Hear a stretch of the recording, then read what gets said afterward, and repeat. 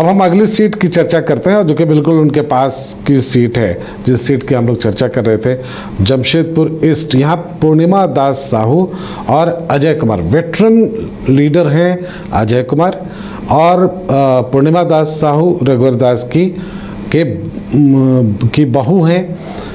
और उनको अगर मैं कहूँ कि इस चुनाव में जो खोज हम कह सकते हैं, जिन चेहरों की खोज जिसमें इस चुनाव में हुई है, उसमें पूर्णिमा दास साहू भी हैं, चूँकि बहुत फ्रिक्वेंट हैं, बहुत तेज़ तर्रार हैं, बोलने में बहुत कुशल हैं और मास कनेक्ट करती हैं।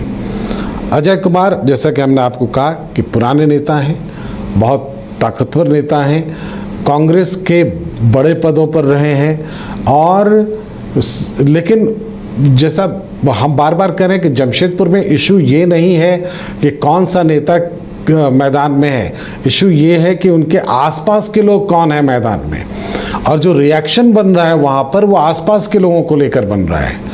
तो वैसा ही कुछ है। और जब हम वहाँ पहुँचे तो उस वक्त जस्ट ये प्रोग्राम ख़त्म हुआ था, इनका योगी आदित्यनाथ वहाँ से गए थे 1-2 दिन पहले ही, तो उसका एक असर ग्राउंड पर दिख रहा था।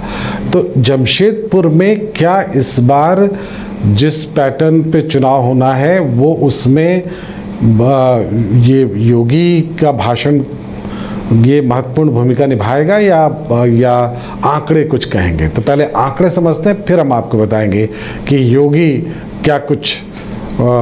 के भाषण से क्या कुछ बदला है। आंकड़े पहले क्या है रंजन? देखिए, अगर हम आंकड़ों की बात करें तो जो जमशेदपुर पूर्वी की सीट है वो ट्रेडिशनली बीजेपी की सीट ही रही है। अगर आप 1985 से देखें तो जो 8 चुनाव यहां पर हुए हैं उसमें 6 बार बीजेपी जीतने में सफल रही है। कांग्रेस को सिर्फ 1 बार सफलता मिली है, और वो कब मिली है? 1985 में। 1985 के बाद कांग्रेस इस सीट को जीत नहीं सकी है। हाँ, ये बात अलग है कि पिछले चुनाव में रघुवर दास यहां से हारे थे, लेकिन जीते सरयू राय थे। इसके अलावा आप देखिए कि रघुवर दास यहां से 5 बार चुनाव जीतने में सफल रहे हैं, तो इसका फायदा भी उनकी बहू को मिल सकता है जो पूर्णिमा दास साहू हैं। अगर देखिए तो 1995 में रघुवर दास पहली बार जीते थे और फिर वो जीतते ही रहे 2000, 2005, 2009, फिर 2014, 2019 में उन्हें हार का सामना करना पड़ा। लेकिन अगर आप एक चीज और देखिए कि जब रघुवर दास जीते हैं जिन 5 बार में, अगर हम पिछले चुनाव को छोड़ दें 2019 की, तो आप ये देखिएगा कि उनका जो न्यूनतम मत प्रतिशत है जो उनको मिला है वो 2009 में मिला है 50.29%। मतलब तब भी वो 50% से ज्यादा रहे हैं।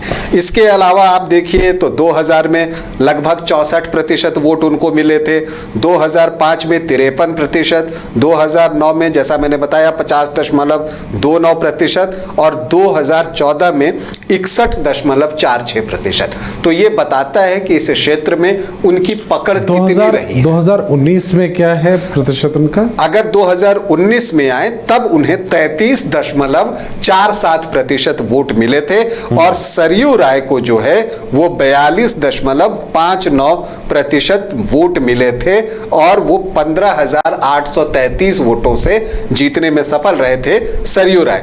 तब भी अगर आप मार्जिन देखें तो वो 10% के अंदर का मार्जिन है। तब गौरव वल्लभ कांग्रेस के टिकट पर चुनाव लड़े थे और वो भी 10-11% वोट लाने में सफल रहे थे। तो एक चीज ये दिखता है, तो पिछली बार जो एंटी इनकम्बेंसी थी रघुवर दास के खिलाफ, सरयू राय जिस तरह से अग्रेसिव हुए थे, तो उसका एक नुकसान जो है वहां पर उन्हें उठाना पड़ा था। लेकिन इस बार बहुत समझदारी से इन चीजों को बीजेपी ने मैनेज किया है। जिस तरह से पूर्णिमा दास साहू ने स्टेज पर और जाकर सरयू राय के पैर छुए, ये एक बड़ी बात है और इन चीजों से फिजा जो है वो बदलती हुई दिख रही है। उसके बाद योगी आदित्यनाथ जी की सभा हो गई तो उसका एक इम्पैक्ट पड़ रहा है। अजय कुमार नो डाउट बड़े लीडर हैं और जमशेदपुर में वो आपको एसपी के तौर पर भी काम कर चुके हैं उस समय, और उस की वजह से ही 2011 में वो जमशेदपुर लोकसभा से जो बाई इलेक्शन हुआ था उसमें जीतने में सफल रहे थे जेवीएमपी के टिकट पर। तो अगर हम यहाँ पर जातीय समीकरण देखें तो देखिए यहाँ पर जो एक परेशानी की बात है अजय कुमार के लिए, यहाँ जो मुस्लिम वोटर्स हैं वो सिर्फ 6.3% ही हैं।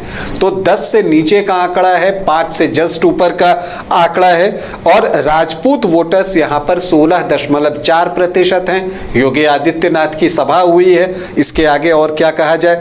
ब्राह्मण जो हैं वो 7% हैं। इसके अलावा आपको जो कोयरी कुर्मी ये सब होते हैं 2-3% हैं। इसके अलावा यादव 1.7% और कायस्थ यहाँ पर 5 से 6% जो हैं वो इस क्षेत्र में हैं। तो अगर आप जातीय समीकरण भी देखें तो वो बीजेपी को यहाँ सूट करती है, इसलिए करती है क्योंकि जो अल्पसंख्यक वोटर्स हैं उनकी संख्या जो है वो सिर्फ 6.3% है। और इसीलिए जो है मुझे यहाँ पर जो दिखता है कि पूर्णिमा दास साहू बेटर स्थिति में है। हालांकि अजय कुमार भी पूरा जोर लगा रहे हैं, सचिन पायलट आए, सुप्रिया श्रीनेत आई, पूरा प्रयास जो है वो किया जा रहा है उनकी तरफ से। मैं पर्सनल कुछ चीजें इसमें ऐड कर दूं, मैं वहां गया हुआ था।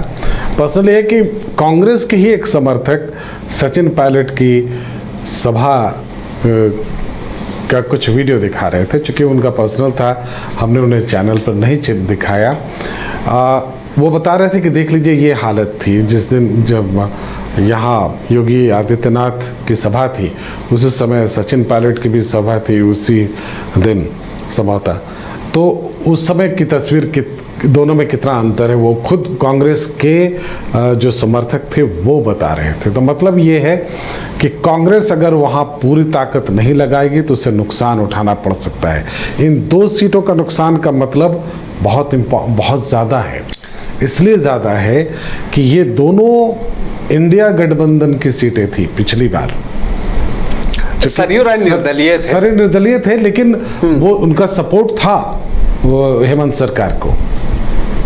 और अब वैसे जो है टाटानगर राहुल गांधी भी जो है वो भी चुनाव प्रचार के लिए पहुंचे आज, तो वहां पर उन्होंने भी भाषण दिया है। उनकी भी कोशिश है और वो जिस तरह से अपनी बातों को रखते हैं उन्होंने रखा है, और वो नफरत और प्रेम वाली जो बात होती है उनकी वो बातें भी जो है उन्होंने वहां पर इस चुनाव में इम्पॉर्टेंट ये है कि कांग्रेस के पास नया कहने के लिए क्या है वो देखने की ज़रूरत है। अगर आप इस चुनाव में कुछ नया कहने को लेकर नहीं आते हैं, वही पुरानी बातें कहते हैं, तो पुरानी बातों को लेकर जनता ने जो तय किया था वो पिछले चुनाव में सब जाहिर हो चुका है।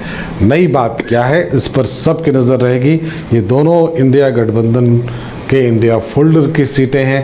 अगर इन 2 सीटों पर कुछ होता है तो नुकसान इंडिया गठबंधन को हो सकता है। एक छोटा सा ब्रेक, फिर आपके सामने वापस आएंगे और हम आपको 2 और सीट्स के बारे में बताएंगे जहां मंत्री की सीट दांव पर है।